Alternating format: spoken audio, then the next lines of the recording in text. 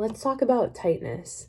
What causes tightness or the feeling of being tight in one area of the body, and what can we do about it?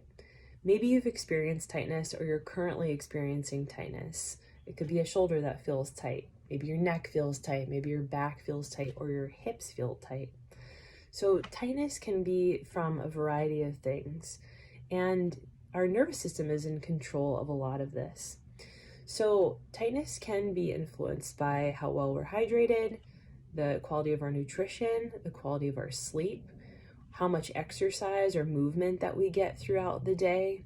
It can also be influenced by how we're breathing, what strategy we use to breathe, and how well our joints are able to move or not move. That position of the joint is going to affect all of the muscles and the tissues surrounding it. Tightness can also be affected by our stress levels. If I'm someone who's really stressed and I carry a lot of tension or gripping in my system, maybe I'm going to feel tighter or have more feelings of tightness in my body than if I'm in a more relaxed state. And you may have experienced that already at some point in your life, like when you go to vacation and suddenly all your pain and maybe feelings of tightness are gone and your body actually feels really good. And then when you come back, all of that tightness and pain just comes back. So what can we do about this tightness thing? Well, stretching is only one approach that we can use to alleviate feelings of tightness, and it's a temporary fix for the situation.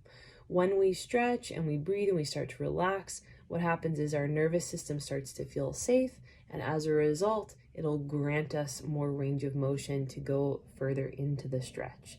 But this is only, again, one way that we can address tightness.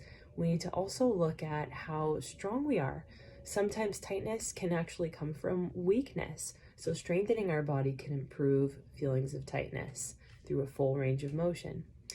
We need to also address the stability and mobility in our joints. If I have a joint that doesn't move well, for example, my shoulder, maybe it sits a little forward in the socket and it gets stuck there, I might have tightness here at the front of my chest and my pecs, and maybe also in the back of my shoulder because of the position of this bone in this socket.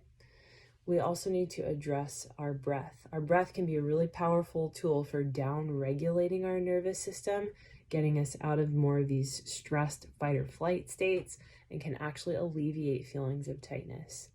So tightness is very complex, just like our bodies.